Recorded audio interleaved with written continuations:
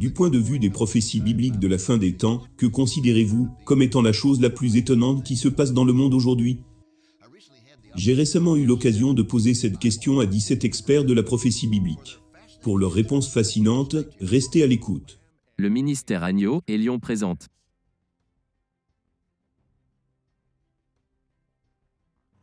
Christ dans la prophétie. Un programme qui se concentre sur les fondements de la prophétie biblique.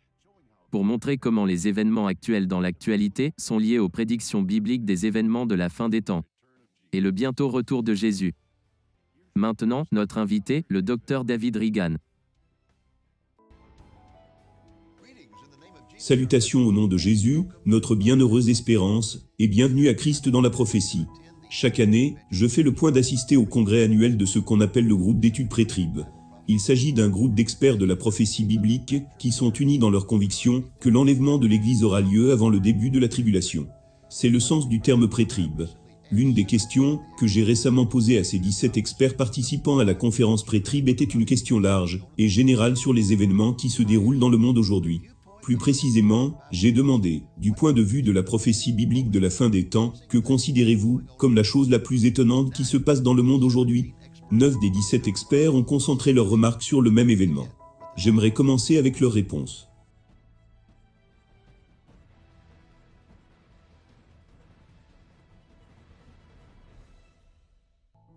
Il y a tellement de choses à choisir. Mais celle qui capte mon attention est le rassemblement des Juifs dans leur pays. Vous savez, les sociologues et compagnie nous disent que lorsqu'une nation est séparée de ses terres, en l'espace de quelques générations, elle perd sa spécificité culturelle et sa langue. Et nous voici 2000 ans après la dispersion d'Israël, ils sont de retour dans le pays, exactement comme Dieu l'a dit. J'aime demander aux gens, combien de Jébusiens connaissez-vous? Ils sont mentionnés dans la Bible, les Jébusiens. Mais ils ont été absorbés dans d'autres cultures. Mais pas les Juifs. Donc, pour moi, c'est très puissant. Sans aucun doute, la restauration d'Israël. Adam et Ève ont quitté le jardin d'Éden, avec une malédiction sur la terre. Et Dieu a promis qu'il rachèterait cette malédiction, un jour par le biais d'un groupe de personnes. Le peuple juif. Dans cet intérêt, il a envoyé un Messie juif, pour offrir un plan de salut au monde. Ce Messie juif a été temporairement suspendu. Mais il est à la droite de Dieu le Père. Mais il va revenir sur cette terre, avec un peuple de rachetés juifs qui dira, Baruch Haba Shem Adonai, béni soit celui qui vient au nom du Seigneur. La restauration d'Israël est un signe. Ces personnes à la place d'Israël aujourd'hui se préparent à dire cela. Et je ne peux pas attendre, je vais être là, dans un corps glorifié pour les aider à le dire. Eh bien, au sommet de ma liste se trouve la renaissance, le rassemblement et l'expansion continue de la nation d'Israël. Pour moi, cela prouve que Dieu est toujours dans le miracle. La nation d'Israël est un miracle. C'est un aussi grand miracle que la séparation de la mer Rouge. En fait, on nous a dit dans Jérémie chapitre 23 verset 7, qu'un temps viendrait où l'on ne dira plus, l'Éternel est vivant, lui qui a fait monter du pays d'Égypte, les enfants d'Israël. Mais on dira, l'Éternel est vivant, lui qui a fait monter, et qui a ramené la postérité de la maison d'Israël du pays du Nord, et du pays du Sud, et de tous les coins du monde. Le rassemblement que nous assistons en ce moment depuis la renaissance de la nation en 1948 est phénoménal.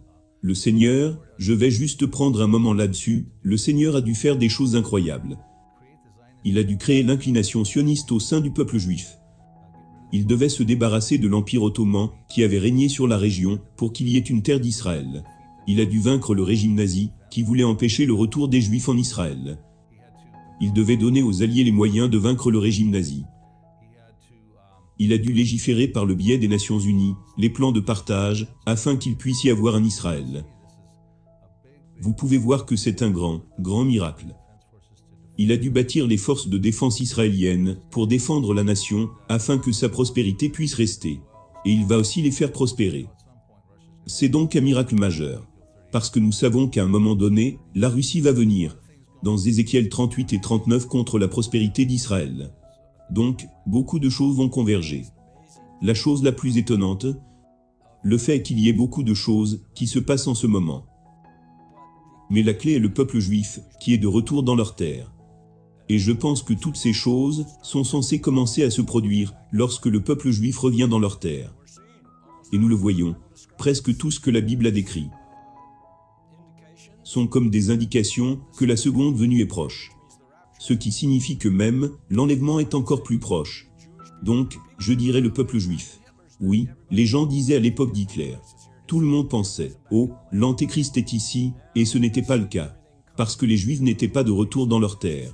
Mais maintenant nous voyons que tout se passe exactement comme il est décrit dans la Bible.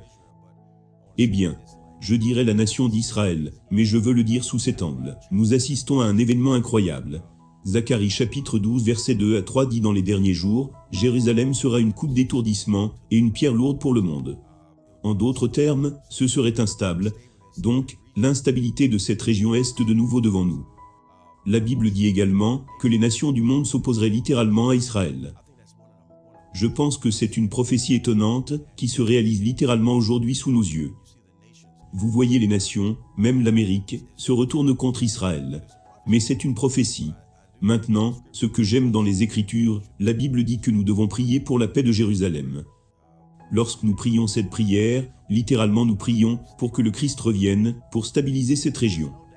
Il ne fait aucun doute que Jésus-Christ est définitivement le point focal de toute la Bible, y compris la prophétie biblique. Mais quand nous regardons plus spécifiquement la prophétie biblique, il s'agit toujours d'Israël. Israël est le point focal de la prophétie biblique. Le plus grand miracle du siècle dernier a peut-être été le rassemblement du peuple juif dans leur patrie, devenant une nation en 1948. La reconquête de Jérusalem en 1967, tout cela fut prophétisé dans la Bible. Et donc, je dois dire qu'Israël continue et sera toujours le point focal de la prophétie biblique. Et ça l'est encore aujourd'hui. Il y a beaucoup de choses qui se passent en Israël et autour d'Israël qui sont liées à la prophétie biblique. Lorsque nous regardons les voisins d'Israël, l'Égypte, la Jordanie, la Syrie, le Liban, ces pays, eux tous se dirigent davantage vers, même s'il est possible, vers une position beaucoup plus antisémite envers Israël. Et c'est probablement pour la mise en place de l'accomplissement peut-être de la guerre de Psaume 83. Certes, les liens nationaux qui se développent dans la coalition Magog des nations entre l'Iran et la Russie, au cours des dernières années, sont devenus si forts. Vous savez, le conflit en cours entre la communauté internationale et l'Iran à propos de son programme nucléaire n'a fait que renforcer le lien entre l'Iran et la Russie, et nous voyons donc cela se développer. Nous voyons la Turquie, par exemple, qui sera bien sûr une partie importante de cette coalition de nations Magog. Nous voyons comment ils quittent leurs liens occidentaux et s'orientent davantage vers des connexions avec la Russie. La Turquie a depuis plusieurs années essayé d'entrer dans l'Union européenne, et ils n'ont jamais été en mesure d'accomplir cela. Maintenant, au cours des dernières années, ils ont eu un leader musulman très fort, le premier ministre Erdogan, qui a conduit la nation à quitter le gouvernement laïque et à passer à un gouvernement beaucoup plus de type charia, beaucoup plus de type musulman. Ce qui signifie à nouveau qu'il y a plus de haine envers Israël. Ainsi, la Turquie s'éloigne de cette alliance occidentale et évolue beaucoup plus vers une alliance orientale. Et avec cela, je pense qu'avec l'Iran et la Russie, nous voyons la coalition des nations Magog. Et nous pourrions continuer. Nous pourrions parler de la Libye. Nous pourrions parler de ces nations Stan, les nations de l'ex-bloc soviétique, l'Ouzbékistan, le Turkménistan. Ces nations qui seront impliquées dans la guerre de Magog. Tout cela se réunit simultanément et prépare parfaitement le terrain pour ce que la Bible dit qui va se passer. Et je pense que c'est assez excitant quand on peut vivre pour voir ça. Eh bien, je répondrai que ce qui se passe en Israël est toujours la chose étonnante. Il existe de nombreuses prophéties citées qui nous donnent des signes, de multiples signes. En fait, vous l'avez fait lors de l'une de nos conférences, et c'était remarquable.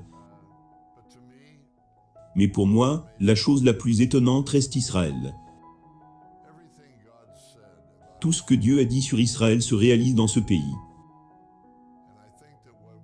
Et je pense que ce que nous devons faire, c'est simplement nous asseoir un instant, et regarder toutes les choses qui se sont produites en Israël. Je pense que la chose la plus étonnante qui se passe aujourd'hui, c'est que Dieu se déplace incroyablement dans la nation d'Israël. Dieu continue non seulement à défendre son ancien peuple et son droit à la terre, mais il ouvre également son cœur à l'évangile. Tim LaHaye et moi avons eu le privilège, il y a juste quelques semaines, d'être en Israël, et nous avons prêché à 2000 personnes lors d'un rassemblement à Tel Aviv. Nous avons vu 40 personnes accepter le Christ comme leur sauveur. Je suis juste ravi de la liberté de religion qui est permise, de l'ouverture à l'évangile. Et beaucoup de gens qui vivent en Israël se rendent compte du besoin d'une relation personnelle avec Dieu lui-même. Et la seule façon d'avoir cela est par le biais de la personne de Jésus-Christ, qui est le Messie pour tous les peuples. Les Juifs et gentils, l'incroyable miracle d'Israël, qui revient dans leur pays, de notre vivant. Et David, vous et moi avons vécu à peu près dans la même période. Et nous avons vu Israël reconnu comme une nation par les Nations Unies, dans des conditions incroyables. Et Jésus a dit, Israël est comme le symbole d'un figuier. Dans la parabole du figuier. Et je suis retourné dans l'histoire, et j'ai trouvé 3 passages bibliques qui prouvent qu'Israël a été utilisé comme symbole, dans l'Ancien Testament, ou une parabole. Et maintenant, nous avons le thème principal de la venue de Christ. Israël revient dans ses terres, et cela vient comme un crescendo à notre époque. Et qui est derrière tout ça? Satan, l'ennemi juré de Jésus-Christ, de Dieu. Tout ce que nous, chrétiens, défendons. Et il déteste les Juifs, et il fait tout ce qu'il peut pour les contrecarrer, et entraver la prophétie biblique. Et quiconque prend la Bible à la lettre peut le voir. Et ceux qui ne prennent pas la Bible au pied de la lettre ont de sérieux problèmes. J'espère que vous trouvez les réponses de nos experts en prophétie biblique aussi intéressantes que moi, quand je les ai interviewés. Ils ont répondu à la question, du point de vue de la prophétie biblique de la fin des temps, que considérez-vous comme la chose la plus étonnante qui se passe dans le monde aujourd'hui? Jusqu'à présent, j'ai interviewé 9 des 17. Et tous les 9 ont souligné la renaissance de la nation d'Israël. Je suis d'accord avec leur insistance sur cette évolution.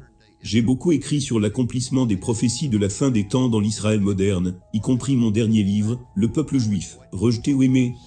En fait, je voudrais souligner qu'un total de 7 prophéties bibliques de la fin des temps ont été accomplies en Israël aujourd'hui. Premièrement, le retour du peuple juif des 4 coins de la terre, qui a commencé à la fin du 19e siècle et continue à ce jour. Le deuxième est le rétablissement de l'État d'Israël, qui a eu lieu le 14 mai 1948. Le troisième serait la remise en état de la terre d'Israël, qui était devenue une désolation durant les près de 2000 ans d'absence des Juifs de leur terre. Le quatrième, le renouveau de la langue hébraïque, qui avait cessé d'être parlée parmi le peuple juif pendant leur exil du pays.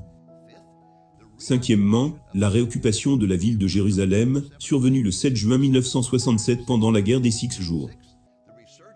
Sixièmement, la résurgence de l'armée israélienne, qui se poursuit à ce jour. Et septièmement, le recentrage de la politique mondiale sur Israël, qui s'accomplit sous nos yeux en ce moment. Mais toutes ces prophéties accomplies parmi le peuple juif aujourd'hui ne sont pas les seuls étonnants accomplissements de la prophétie biblique de la fin des temps qui se produisent dans le monde. Nos 8 autres experts de la prophétie biblique ont souligné une incroyable variété d'accomplissements prophétiques. Voici ce qu'ils avaient à dire.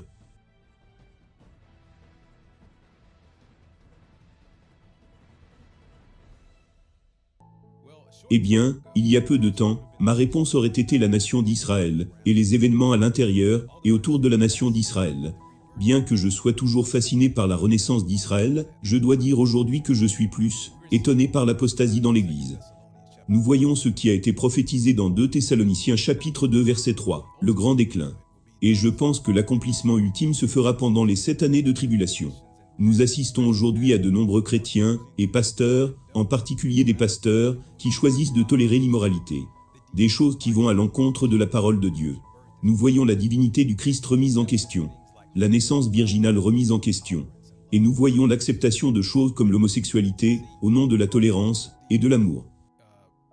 Mais l'apostasie dans l'Église est quelque chose qui a été prophétisé dans les Écritures. Et nous pouvons donc savoir que la parole de Dieu est vraie.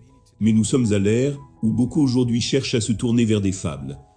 Et cela a également été prophétisé dans le livre de Timothée, que le jour viendrait où nous n'accepterons plus la saine doctrine, et nous voyons certainement cet accomplissement aujourd'hui. Nous pourrions probablement dire qu'il se passe beaucoup de choses qui nous étonnent. Ceux d'entre nous qui étudient la prophétie, et regardons ces choses, dont les anciens prophètes ont parlé, et qui sont relatifs à la fin des temps. Mais je dois dire que l'une des choses les plus étonnantes pour moi, qui n'est pas surprenante, mais étonnante, est cette presque attitude croissante de la haine envers Dieu, et sa parole, et son peuple. Il fut un temps dans l'histoire du monde, en Europe occidentale, et même dans notre pays, où de telles choses, qui sont dites aujourd'hui auraient été impensables. Mais à cause de l'éloignement entre la race humaine et Dieu, il n'est plus mauvais de parler contre Dieu,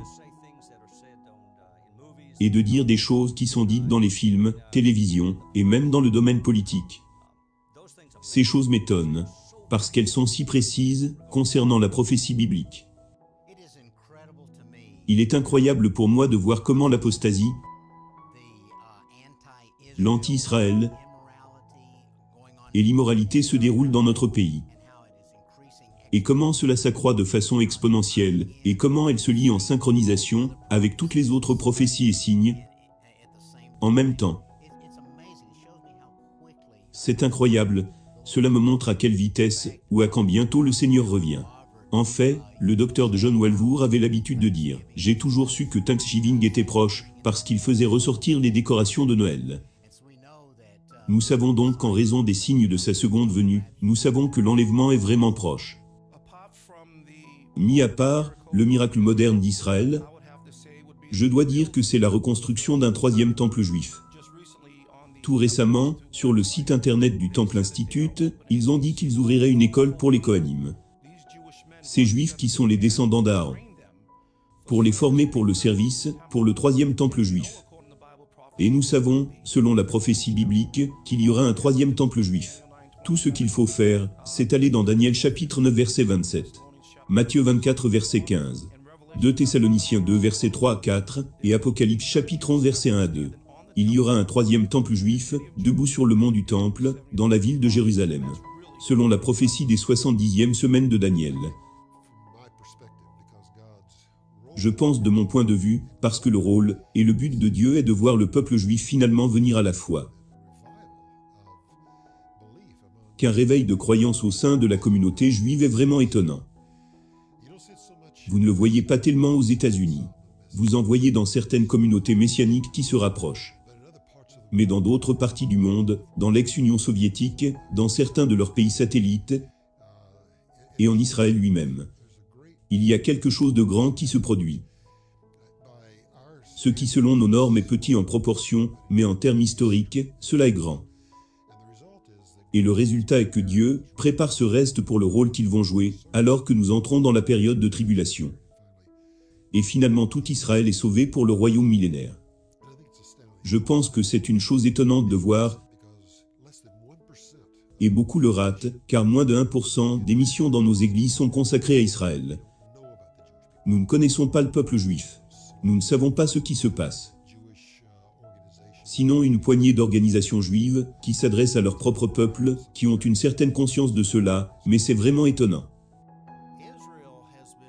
Israël a été restauré en tant que nation depuis 1948, dans un conflit international au sujet de la terre, et la ville de Jérusalem est apparue, et a continué à évoluer dans cette direction pendant plusieurs décennies. De plus, nous avons maintenant la capacité de détruire toute vie sur la planète Terre, avec des armes nucléaires, de créer des grêlons de 45 kilos, de brûler un tiers de la Terre par le feu. Et nous voyons que tout cela s'est produit en une génération.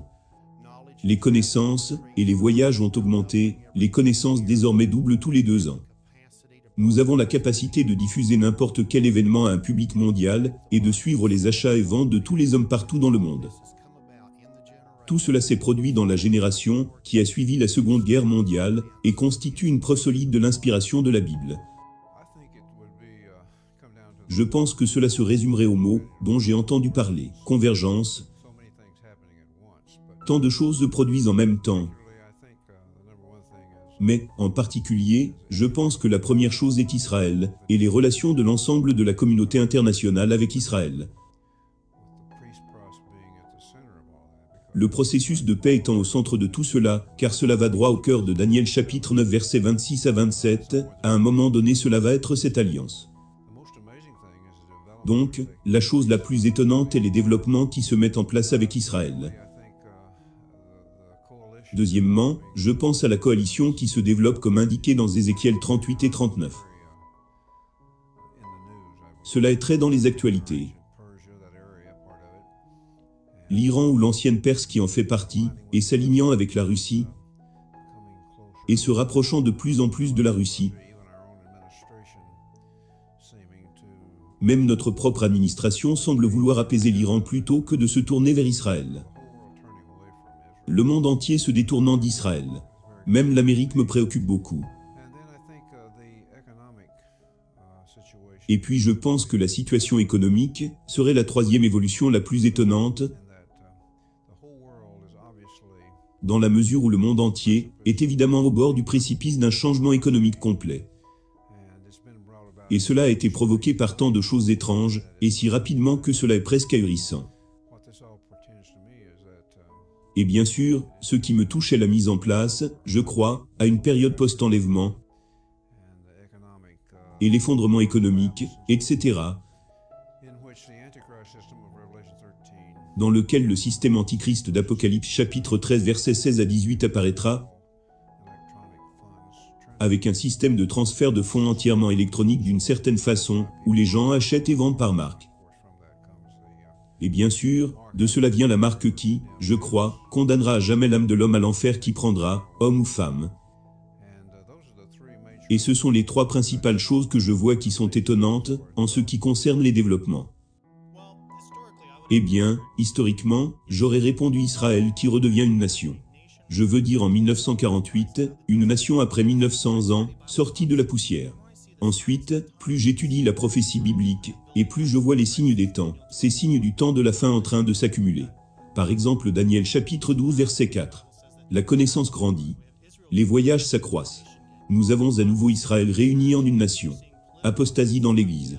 Nous voyons des alliances politiques se mettant ensemble, comme la Russie et l'Iran, et la Turquie, qui viendront contre Israël un jour.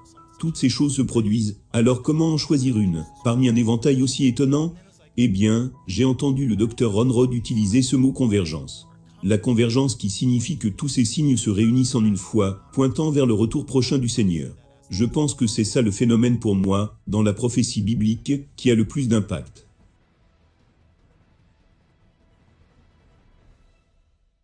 Bien, vous les avez, les réponses de 17 experts de la prophétie biblique. Leur réponse à la question « Quel est le développement prophétique le plus étonnant dans le monde aujourd'hui ?» J'ai demandé à mon collègue, Nathan John, de se joindre à moi, parce que je veux qu'il développe ses commentaires sur le signe de la convergence. Nathan, tu l'as mentionné brièvement dans ta réponse à ma question. Peux-tu le développer? Eh bien, quand je pense à la convergence, je pense à ceci. Nous pouvons voir un camion sur la voie ferrée, et nous entendons le train souffler, et nous savons qu'il arrive, et qu'une grande catastrophe va se produire. Mais imaginez que vous avez également regardé dans le ciel et vu des traînées d'un avion se dirigeant sur le même endroit. Et à ce même coin, un fermier est dans sa ferme, et il y a une fuite de gaz, et il est sur le point d'allumer une allumette, tout cela se passe au même endroit. C'est cela la convergence de toutes ces catastrophes. De même, les signes de la fin des temps sont aussi des désastres. Par exemple, nous avons le signe de la famine. Nous avons aussi des guerres, et des rumeurs de guerre. Nous avons aussi des fléaux. Et bien sûr, Israël est le super signe. La politique, les catastrophes naturelles, vous les connaissez. Toutes ces différentes choses dont Jésus a parlé se produisent plus fréquemment et plus intensément. Mais elles se produisent toutes en même temps. D'où leur convergence, ou comme certains l'appellent le facteur de convergence. Pendant des années, j'ai toujours dit que le signe, le plus important de tous les signes de la fin des temps est le rétablissement d'Israël. Mais comme nous sommes allés au-delà de cela, et que tous ces autres ont commencé à se réunir pour la première fois, je ne peux tout simplement pas penser à un signe plus important que la convergence. Ce n'est pas un signe qui, selon le Seigneur, se produirait lui-même. mais il a dit quand tous ces signes, comme le dit Matthieu 24, où il nous donne 10 signes différents de la fin des temps. Il a dit que tous les 10 se produiraient en même temps. Au cours des dernières décennies, nous avons vu différents événements se produire, mais maintenant, c'est comme si la terre entière tremble alors que tous ces différents signes secouent la terre. Et cela signifie que Jésus-Christ arrive bientôt. Amen. Et vous savez, nous avons récemment publié ici ce livre particulier intitulé Vivre sur le temps emprunté, sous-titré Le retour imminent de Jésus.